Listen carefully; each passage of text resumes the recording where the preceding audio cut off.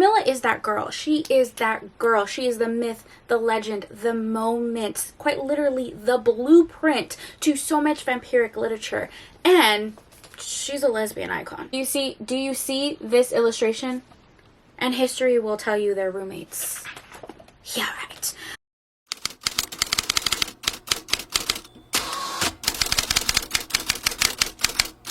Greetings and salutations. Hi, hello, how are you? How you guys doing? How you guys doing? Welcome back to my channel, and welcome to Sapphic Saturday. It is a new series that I'm starting here on my channel where every Saturday we're going to talk about some gay shit. Yeah, we're going to highlight Sapphic romances, Sapphic literature, Sapphic icons like Miss Carmilla. We love her. And I just thought this would be a really fun segment to have on my channel. For one, it fits me and my reading taste, but also I've actually gotten a lot of requests for it. Basically, I did a video where I was talking about how underrated Sapphic romances are. I think they're criminally underrated. I feel like people don't talk about them enough. And really, in that video, I was kind of talking my shit, and I was genuinely so shocked and happy of the response in that video of people saying like, hey, we're here, we love Sapphic books, we want more, actually, like, give us those recs. And I am here for the people. People were asking so many wonderful, amazing questions, asking for recommendations, and I felt like I could do multiple videos on just Sapphic literature, and hence the reason we are now here on this beautiful Sapphic Saturday. Although, please note, it does not have to be a Saturday for you to highlight Sapphic books and Sapphic literature. It's just, you know, a catchy title. But you can read diversely year-round. That was a very long-winded intro for me to say for the next couple of weeks. I will be having this series. I will create a playlist for you guys. If you have any requests, please let me know, and I will be happy to do them. When I decided I wanted to do this little series, I knew I had to talk about the lesbian icon that was Carmilla. Carmilla as a vampire takes lives, but as the years have gone on, she has changed lives. As you guys know, I am vampire obsessed, okay? I love vampiric lore and literature more than anything else, quite simply. I went through a heavy vampire phase in middle school. I can vividly remember being in the 7th and 8th grade, reading Dracula, and feeling like my life was forever changed. So much so that I even have a tattoo right here on my arm, a little bat for Dracula. Reading Dracula really sparked my interest in reading heavily. It inspired me to read books like Twilight, House of Night series, The Chronicles of Vladimir Todd. But what a lot of people don't realize is there was a classic vampire book before Dracula. We are looking and giving the flowers to the original vampire blueprint. We have to talk about Carmilla. Carmilla is a classic vampire novel that predates Dracula and not only inspired Dracula, but also many more vampire literature afterwards. It is iconic, it is the blueprint, but a lot of people tend to skip over it and not give her the flowers she deserves. Now, this is a Sapphic Saturday, so you're probably asking, Sam, where does Miss Carmilla fit in Sapphic literature, in lesbian culture, in the queer community? I'll be so happy to tell you that's what this whole video is about, babe. Carmilla is considered one of the first lesbian vampires. The descriptions of her love, lust, and obsession with our main character, Laura, in this book is pretty intense, explicit, and downright romantic, if you ask me. Carmilla is seen and depicted as a seductress, and all of her victims, her prey, the people that she is drawn to, are women. Let me go ahead and dive into the actual plot of this book if you have never read it, and then we can take a deeper look into the impact, what it has inspired, and what it means to the queer community. 2 copies right here, so you might see me hold up both, but Carmilla was actually a novella published in 1872, if I'm not mistaken. Definitely the 1870s. She's a little old. Okay, she's classic. It's a gothic tale that follows our main heroine, Laura, who is a young woman that is preyed upon by a female vampire. The book starts off by following our main heroine, Laura, who lives in an isolated castle with her family in the Australian.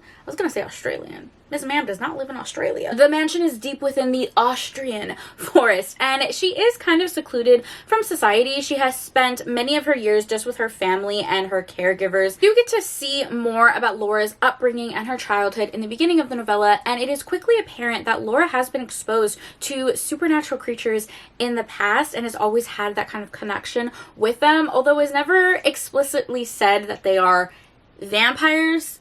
You automatically know they're vampires. Laura is feeling quite lonely because she doesn't really have many companions, and then one day a carriage crashes right in front of her family's estate, and that is where our heroine Carmilla comes in. Carmilla is this young, beautiful woman that appears to be injured from this carriage crash, so they invite her into their home so that she can get some rest, and little do they know, they're inviting a monster in the home. Carmilla's a vampire. Friendship between Laura and Carmilla becomes very intense and very close very quickly. You can absolutely see the lust and the obsession that Carmilla has with Laura as she is making her prey, essentially. When you think of classics, not everyone likes them, and that's fine. Some people think the writing might feel outdated, or it's really just like required reading when you're in school, but Carmilla is truly so different. Despite the fact it was written in the 1870s, it feels incredibly modern. This is the type of book that to me transcends genres. Yes, it is a classic book. Yes, it is a gothic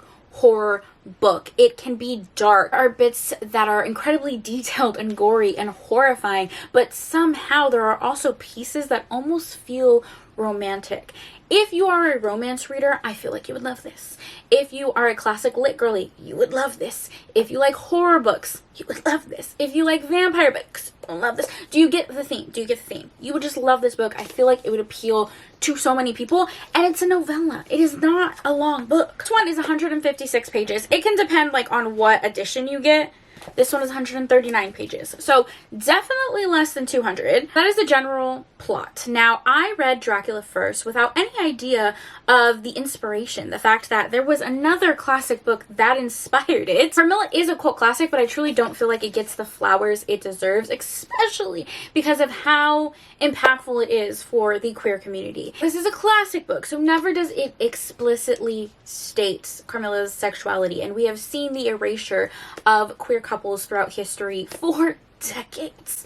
But if you look at the writing, if you look at the undertones and the references, every part of this book is embedded in sapphic romance and desire. The book is rich with sapphic themes and has really become a staple in sapphic communities. There are several retellings in various forms of media like movies and books, which we'll talk about some Carmilla inspired books in a second. I'll give you some recommendations, but they are all the same undertone, really focusing on that desire between Carmilla and Laura, our main heroine. Despite various attempts to erase sapphic desire, it is here.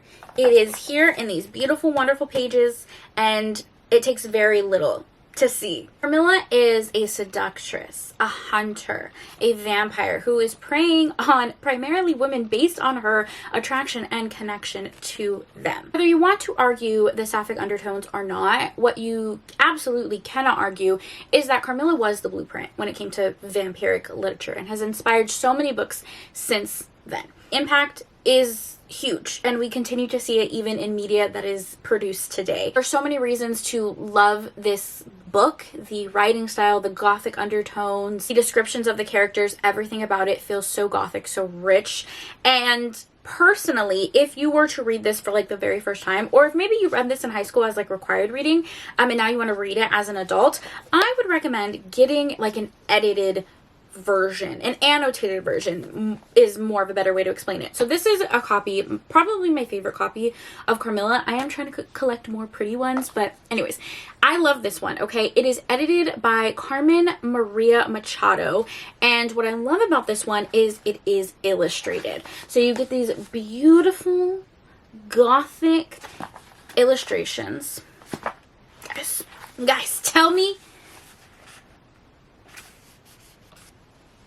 do you see this illustration?